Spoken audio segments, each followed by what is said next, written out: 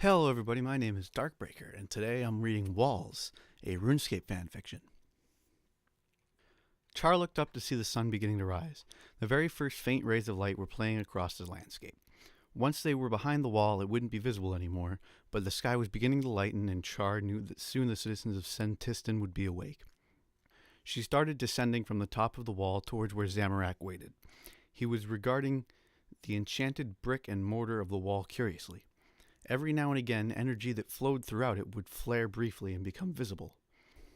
When Char finally brushed past him, indicating that he should follow her, he spoke. "I've never really been a fan of walls myself. They serve only to keep out the interesting and box in the true monsters." Char turned to her companion in frustration. The rising sun hadn't yet driven out the shadows cast by the wall, but she could see the rest of the city beginning to be illuminated. "The walls of Sentistan keep the people safe. It might be fun for you to face the dangers of the rest of the world, but for those less powerful than us, the walls allow them to live their lives without fear." Zamorak snorted and turned his face away from Char. "Maybe if there were no walls, people would grow up and not need them anymore. Kind of like losing a crutch that you don't need." Char huffed in irritation. Her philosophical discussion with Zamorak would only delay them. "Come on, Zaros needs us. We can do this after." Zamorak just shrugged and tagged along. "Do you know why Zaros has called for us?" "No, do you?" Char asked. "Of course." Zamorak did not elaborate further, and Char didn't want to dignify him by asking. If Zamorak was disappointed by this, he showed no sign of it, as if he would never have imagined that his ambiguous response required any further clarification. Char did not like Zamorak. She felt that, though he was powerful, and while she would never dream of criticizing her lord, Zaros might have picked a more worthy general than he. Azanadra. It's been so long since I played RuneScape, I don't remember most of these names. I remember Zamorak, and he's the bad one. Saradomin's the good one, and Guthix is the green one. But I think Zaros was one of his... Whatever, moving on. Addendum. I just went on the RuneScape wiki and remembered a whole bunch of shit that I had forgot. So, it's a good thing I did that before I finished reading the story. So, there you go. Azanadra was far more loyal. She had always thought, and while not quite as powerful as Zamorak, would likely inspire the forces underneath him with the zealous faith he had in Zaros. Zamorak was too arrogant and perhaps too powerful for his own good. She had tried to suggest this to Zaros, but he had dismissed her concerns. He was certain that Zamorak was the perfect general, and Char had long since wearied of trying to convince him otherwise. Zamorak, miraculously, managed to keep his mouth shut until they were at Zaros' opulent door. They had begun to move away from the wall towards the inner part of the city as they progressed, and as the shadows lengthened and the first fingers of the sun began to show over the wall, the luminescence of the fortress grew greater. "You don't have to hold back, you know. The door isn't made of paper," Zamorak said as she rapped reverently on the door. "I'm sure you can get over your shock and awe at seeing Zaros for the billionth time and exhibit strength a little bit greater than that of a sick dog." Char turned in fury on the smug Majorat, but just then the door opened and she composed herself.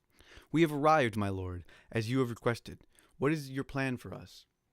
Zaros leveled his blank eyes at her, then at Zamorak. "Come in," he said, his voice accentless and cultured. "Would either of you like a drink?" Char shook her head no, but Zamorak said, "Just a little bit of wine would be divine, my great lord," doing a fair impression of the simpering voice Char took on when talking to Zaros. Zaros looked at him, but merely nodded and headed towards the kitchen. Once Char thought he was out of earshot, she whirled on Zamorak. "What do you think you're doing?" she hissed. "We're wasting time." Zamorak shrugged. "He offered, and it's summer. I'm thirsty. You might want to calm yourself before you burn the house down." Char forced her anger down with effort. "Fine," she said, But you, she broke off her words once more as Zaros entered the room, carrying a pitcher of wine. He sat at the table, once again showing the lack of emotion trademark to him. If you are both satisfied, then we can begin. Zamorak sat at the table with him, while Char waited until Zaros nodded at her to sit. Zamorak smirked at her, and she wanted to wipe the conceited grin off his face. The elven lands have long been of no concern to our campaign, but recent reports have shown that they are beginning to act up. Elven warriors ride forth from Isafdar, God damn it, and threaten our settlements. I am sending you both as scouts to Arandar to investigate. I hope to solve this conflict without further violence. Of course, my lord, Char said. We need not dirty our hands with more deaths. She didn't turn to Zamorak, but she could feel his scorn burning into her. Zaros just nodded. If you both understand the mission, then I have no further need of you here. I want to be done with this issue as soon as possible. Char stood and bowed to Zaros. Your will be done, my lord. Zamorak bowed as well, and they both exited the building. As they walked, Zamorak turned to her again. So did you like kissing Zaros's ass, or did you just do it because it reminded you of what happens when he takes you to his bedroom? Char was astonished. You shall not speak of our lord in this way. You owe him the proper respect. Zamorak didn't respond. And in any case, you aren't the one who should be lecturing me on romantic affairs. I hear Inakra still hasn't left the temple she built for you. It was Zamorak's turn to scowl. She should not dwell on useless feelings. The Majorat are not so weak-willed as that. Char did not pursue the issue, and instead hastened toward the entrance to the city. Outside was a teleport node that would take them near to where they needed to be. They found the wall again, and walked bestride... Is that a word? Bestride it? Yeah, bestride is a word, but it doesn't mean what the author thinks it means, because you can't walk bestride something. That literally doesn't make sense. Here is the wall you hate, she said, and there is the outside. Danger comes from the outside. We must protect this wall so that danger cannot enter. She said this condescendingly, as though she were talking to a child. Zamorak's eyes narrowed. I am not a fool, Char. I understand the principle behind the wall. I simply disagree with it. Vehemently. Char snorted. Fortunately, it's not your job to put up walls. Yours is to knock down those of our enemies, as is mine. Zamorak rolled his eyes. And in any case, he said, I do not hate the wall. I just want it to be burned down with a passion that cannot be matched by any prior experience in my entire life. That sounds suspiciously like hate, perhaps to the uninitiated. They walked for a while. Why? Char asked. Oh, I don't know, really. I suppose it's how incredibly boring it is behind them. What you call boring, most people refer to as safety. My point exactly. What's life without a little bit of ungodly terror every now and again? A little fighting, a bit of chaos. Not life at all, if you ask me. In any case, I can't imagine it'll be like this much longer. Char turned to him in suspicion. Oh, and why is that? He spread his arms and turned around. Change! Can you feel it in the air? Terribly exciting, if I'm being honest. Honesty? That's a first for you, I'm sure. He did the Majorat equivalent of flipping her off, which didn't bother her at all that much since she didn't pay much mind to Majorat cultural expressions. Did you bring a weapon? Char asked after another minute or so of walking. They were nearly at the gate.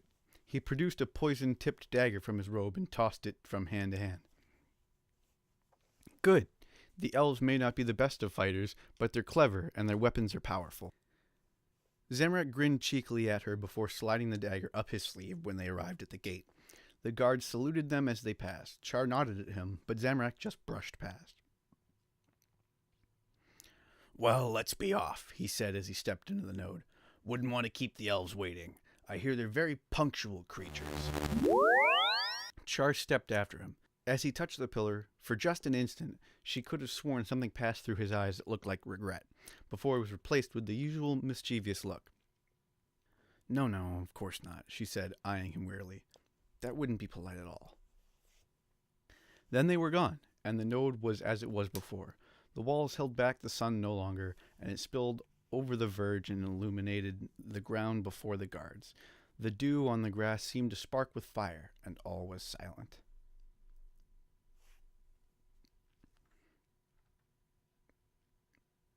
Okay, that wasn't that bad. Had some pretty funny lines in it, though.